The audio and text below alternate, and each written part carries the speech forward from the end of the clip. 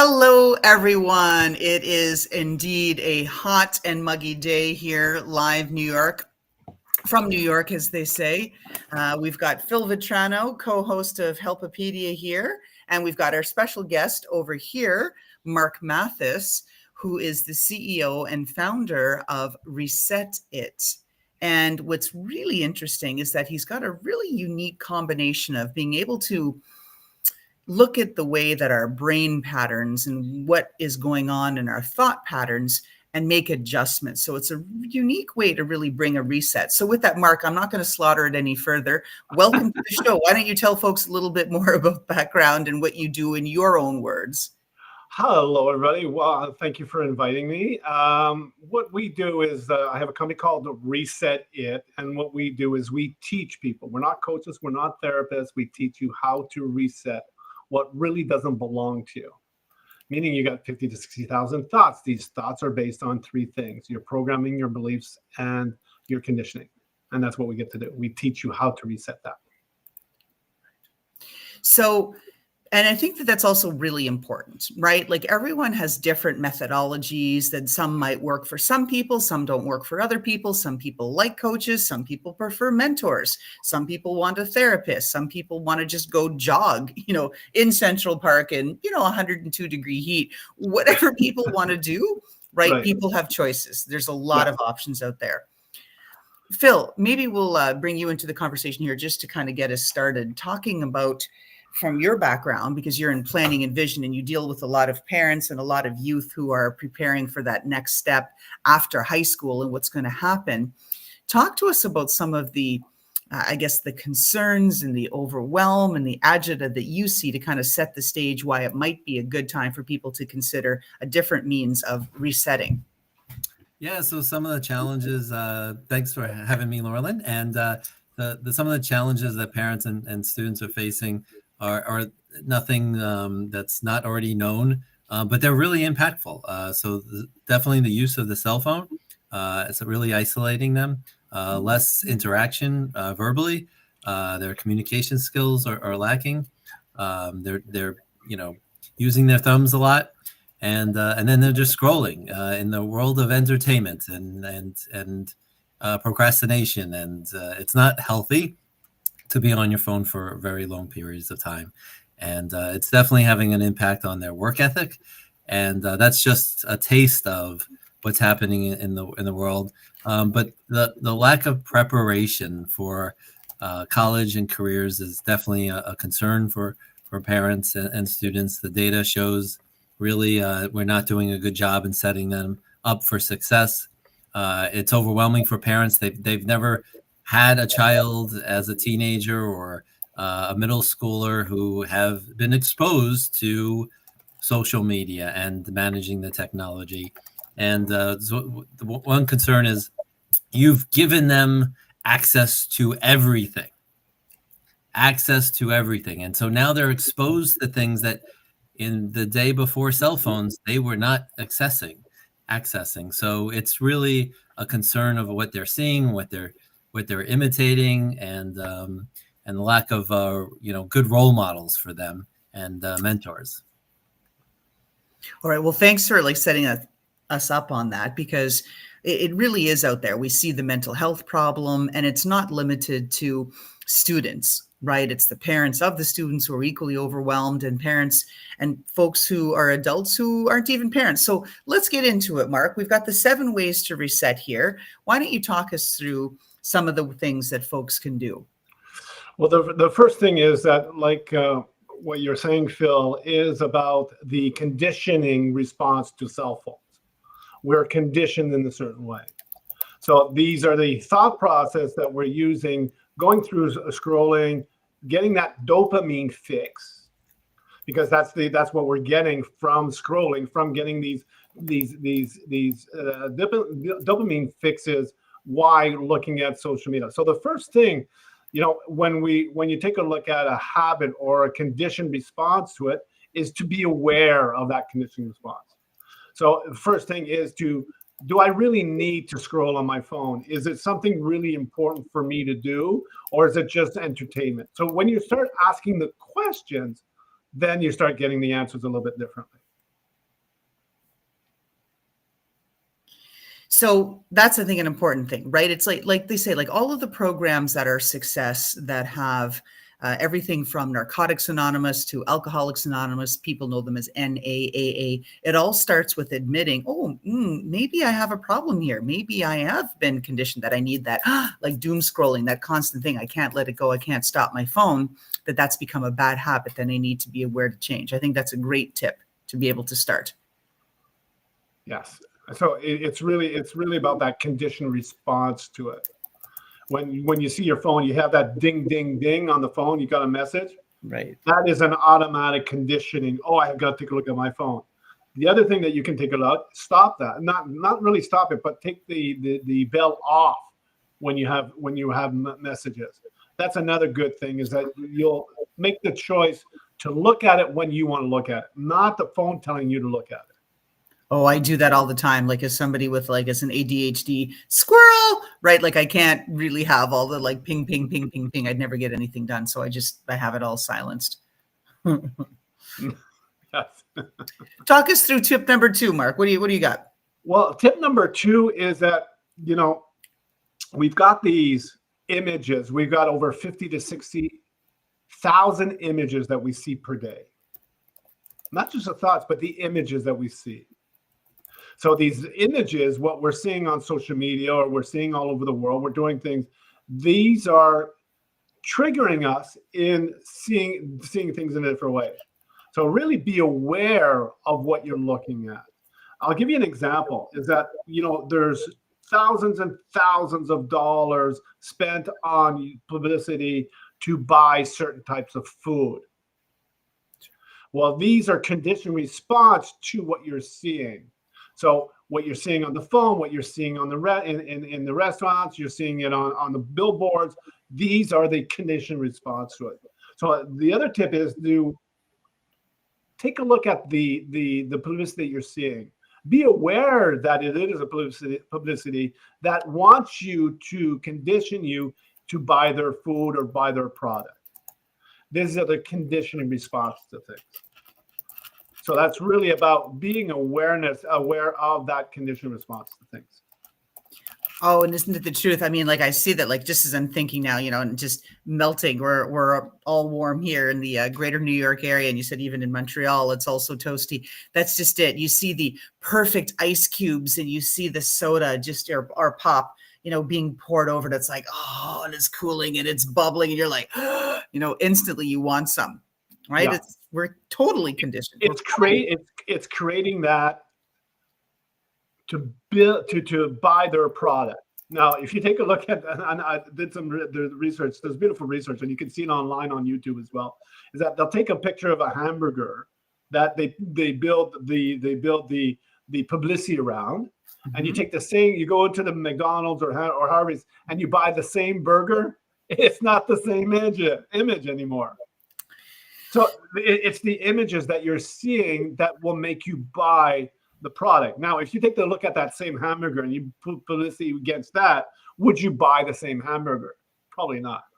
Well, and then that's just it. Then it begs the question. So I've been conditioned. Now you've got me thinking Harvey's hamburgers. For those of you who haven't had the thrill of dining at one of them in Canada, they can give you unlimited pickles, which is really amazing because pickles are hard to find down here.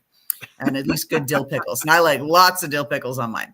Anyway, and so you see this image and you're prompted. It's like, oh, I want that burger because it's perfection, the way that it's been advertised. Yeah. You go into the place, wherever it is, you buy the burger, and it's not like the one that you have in your image. And so you're not satisfied. So you continue to like, oh, then I've got to fill another craving. I got to do something else because I wasn't mentally or physically like satiated or satisfied. Right. I mean, that's the problem.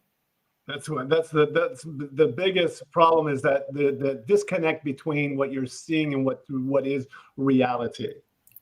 So that'll bring into another tip, is that what is your reality? What are you living based on what you're seeing, based on what you're hearing, and based on what people are telling you? What is your reality? Is it your reality that makes you feel good inside, or is it your reality that doesn't make you feel good inside? You have these are realities based on other people and other events in your life. The only reality that you've got to listen to is the voice inside of you. Not listening to the noise that's all around you, living that experience of being in that moment, and that is where you will get your answers. Whatever's going to happen in your life, get into a way of getting in that, calming your mind first, and then just live that experience of calming your mind. And from there, you will get a lot of answers as well, because you have everything you need. It's already inside of you. It's just that we're programmed, conditioned not to see it. And that's it. I think it ties nicely back to what you said here to number 1 and 2 is, first of all, having that level of self-awareness, like, wait a minute. And like with all those images, I'm being bombarded, like, do this, do this, do this, look like this, don't eat, do this, do that, wear your makeup this way, do this, be rich, shop, blah, blah, blah, all this stuff, right? That if we look and we pulled back from that and said, do I really need that? Is that really what I want? Is that who I am? Is that what I'm about? And if not, right, like there's the reset and like, whoa, resist, right? Resist whatever you're being told you think you need to do. Exactly. And the fourth one is about being present with the people that are around you. Listen to them, what they're telling you. If somebody's saying something to you that doesn't feel right inside, a friend, a colleague, a parent, and it doesn't resonate with you, it's your body telling you that this, what you're hearing, there's something inside of it that's not yours.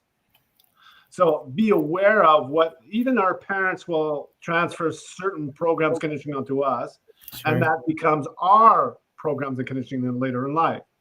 So be aware of the language around what you're hearing and what you're seeing, what you're hearing. Just be aware of the language around it. Is somebody telling you to do something based on their language and it doesn't feel right? It's not yours.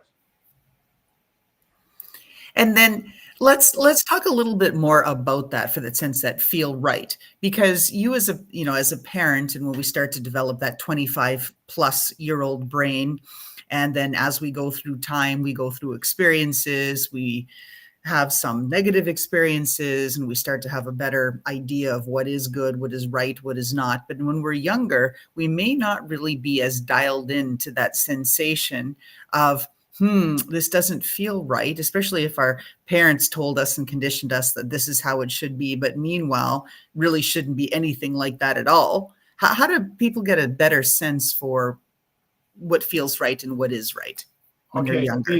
The first thing is that before getting programmed and conditioned by other people, when you're younger, meaning is that there's a time in your life that you felt so well with yourself. When you're 4 or 5 years old, you were just what we call the state of presence, the absence of our programs and conditioning. Once we're in that space, that is where we'll learn. That's where we learn from not listening to the noise. So my tip is to find a place in your life, in your back, when you're younger, that playing with your rubber duckies, or playing with playing in the sand, or getting yourself out of the mind. That is the best way to not listen to the noise. Oh, I like the idea of a trip down to the Jersey Shore. Sans traffic. Sounds appealing right about now today. Phil, you were going to say something? Yeah. I'm sorry. I'm jumping in late on the tip number 3. Is that all about mindset? It is mindset. It's about the way that your mind is wired. But if your mind is wired based on the programs, conditioning, and beliefs, that's the mindset of that. But you have to get outside, like I was saying, is to get you in a space where you can listen to your body, you can be part of it. And that mindset will be completely different. Excellent. Thank you. All right. Tip 5, Mark, you're rolling through them here. And these all seem attainable. Like nothing you've said so far. Maybe you're saving the scary ones for the last couple here, but none of them seem unattainable at any age, at any stage of life. So the other tip is to really listen to your body. See, your body will tell you if you're putting stuff into your body, like your food, and your body has a reaction to that food. Meaning is that if you're eating those hamburgers or French fries or whatever, there's a reaction in our body. Your body might get a little bit upset, might be and it will tell you what you're putting into your body. It doesn't really fit with you. So just be aware of what you're putting into your body and what you're putting in your mind, of course, but what you're putting into your body, you have a choice now. See, if you're living that experience, as we're talking before about that hamburger, there's nothing wrong with eating a hamburger. It's just that what is the reaction in your body with that hamburger? That some people eat hamburgers all their lives and it wouldn't change anything for them, which is perfect for them. But for some people, some ingredients in that hot dog, in that hamburger, doesn't really fit with us. And the body has a reaction to it. So it's going to make itself bigger and bigger and bigger. That's the way the body communicates that there's something that it's not useful in their body. It's just going to make it bigger. Well, once you realize that, well, then you can change it. Right. You talk about that, like make it bigger. Same thing. Like everybody around me teases me because like I can't have gluten. And when I do, I have like my pasta baby. I look 8-9 months pregnant, just eating a little bit of pasta because my stomach just gets bigger. Like I can't, I'm so uncomfortable. It's horrible. Well, imagine that you have this reaction, but the thing is that you have this reaction with everything, but you're not aware of it. When you eat it, I'll give you an example, is that, you have the conditioning response is that, when I was younger, eat an apple a day keeps the doctor away. That was the sign. Sure. But for me, an apple was poison for me. That's a problem.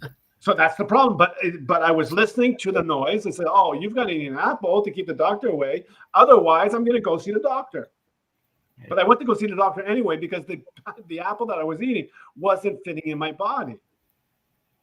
So these are all signs as your gluten. Now, if you do a little bit more research on the gluten, you'll take a look at what is the ingredients in what you're eating.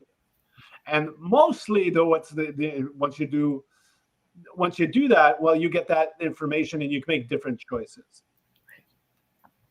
Gluten-free pasta. Yeah. Not giving you pasta. So I'm thinking that this could apply to your body telling you, if from an injury perspective, taking care of yourself. And so I'm an avid runner. And before I was 35, I could care less what I was doing to my body. I was the invincible guy.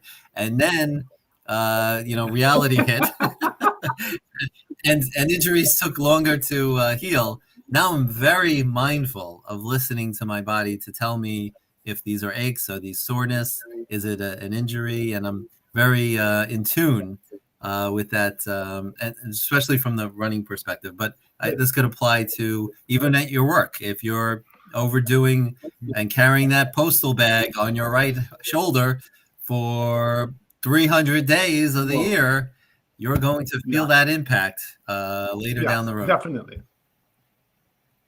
All right, we're moving right along. We are like making great time, and all of these things can be done. We can talk about them in half an hour. You can do them in less than half an hour. Okay, Marc, tip 6. What do you got?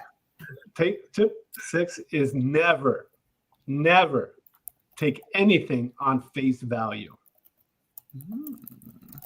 Whatever people are telling you, well, even if I'm showing you something, and if you want to dig deeper into what the program that I do your due diligence. Make sure that you understand what you're getting into. I teach this to young kids in school, is that don't take anything on face value. You've got everything that you need to learn is already in front of you. Do what you need to learn it, and then teacher will confirm what you already know. It's amazing how you learn this way. It's so true. Never take things on face value, because face value, probably there's a program or conditioning of somebody else transferring that over to you. By doing your research, doing whatever you need to do to get that information, that belongs to you because you checked it, you double checked it, you triple checked it. This is what I'm hearing. This is what I'm seeing. And today we've got information everywhere. You can do research on a university paper where you had to go to the library, get the research.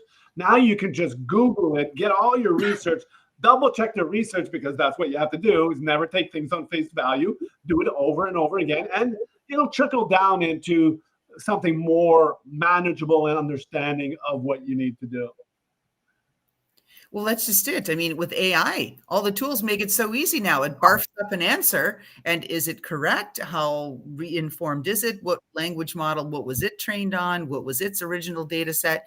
You have to keep asking. And that's one of the things I personally am concerned about, that people have just really kind of just given up. And it's like, okay, if the AI or the Google or this or that said it is, then it is. But that may not be. Do always never take things on face value. Make sure you understand where it's coming from. And especially with, like you were saying, with AI, make sure that it understands your language, that you're saying things. There's beautiful tools out there that can do that for you, and just use those tools and double check everything. Absolutely. Always never take things on face value. So I can think of an example where it's really tough. So they taught me that there was 9 planets. Okay.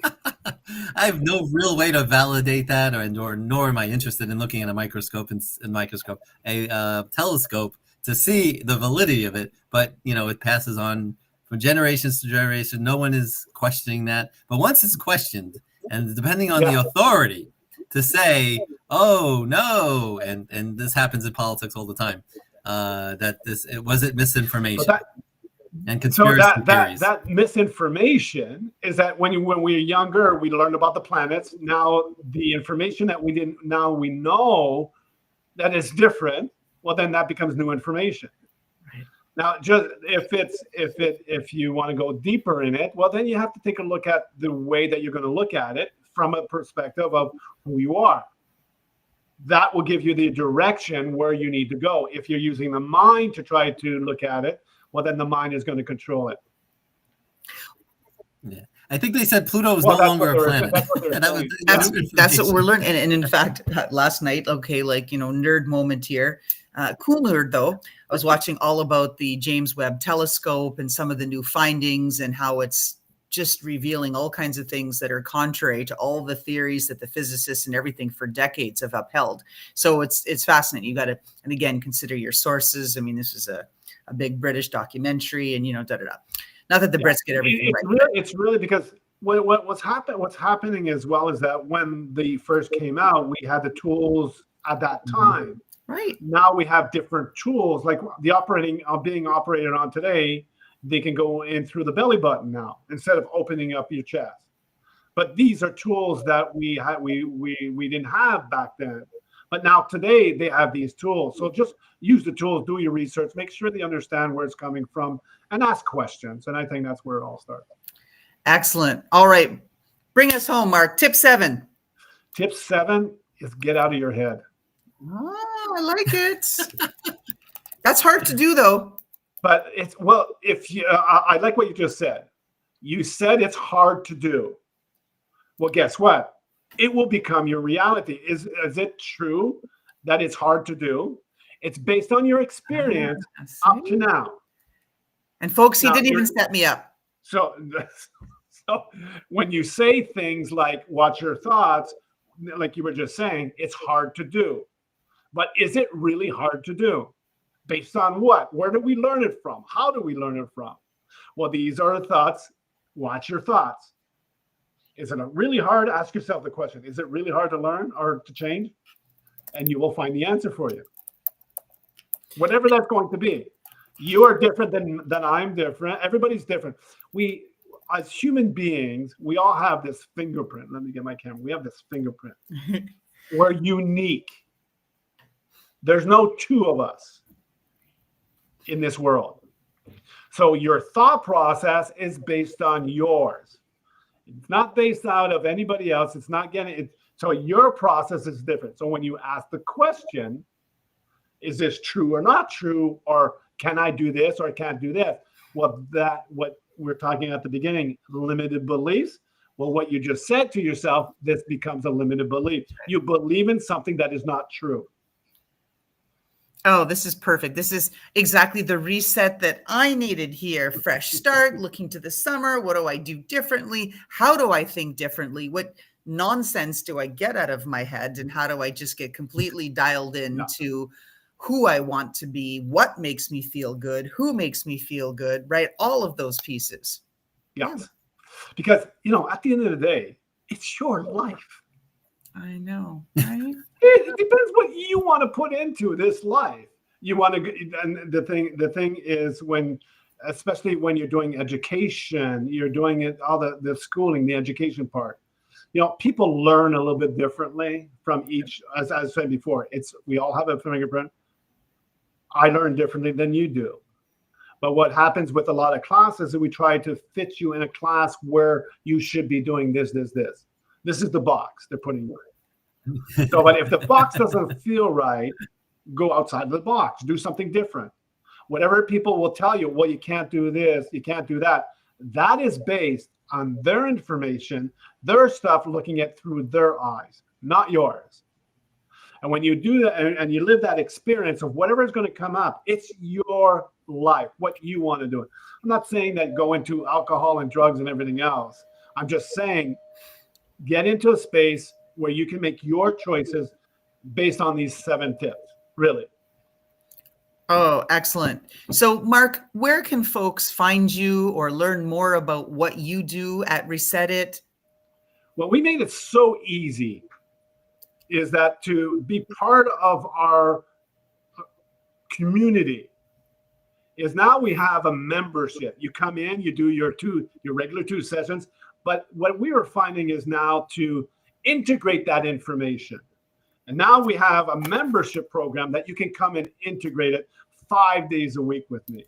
I have different platforms that I do and different subjects. We go through that. So the best way to reach out is go to my website. It's at www.reset-it.ca. And that's the best way. Reach out to my team. We have 10 members of my team teaching this all over the world. Be part of it. Come into our community. And our community is going to cost you so much money that you can't afford it. Well, okay, there we go. No, I mean, so this is what I mean by this is we charge now $79 per month to come into our program. Excellent. Yeah, that is accessible, just as these tips are. So we want to leave folks with that. Again, we've got co-founder here, Helpopedia, Phil Vitrano, and we've got our guest over here, Marc Mathys, CEO of Reset It. Marc, thank you so much for being on the show and giving us exactly what we need here as we wind down. Like a lot of people are in that school, that academic year. We need to do things, refresh, reset for the summer, rejuvenate, right? And then come back so that in September, we're ready to do it all again. Beautiful. Well, thank you very much for having me today. It was beautiful. Thank you both.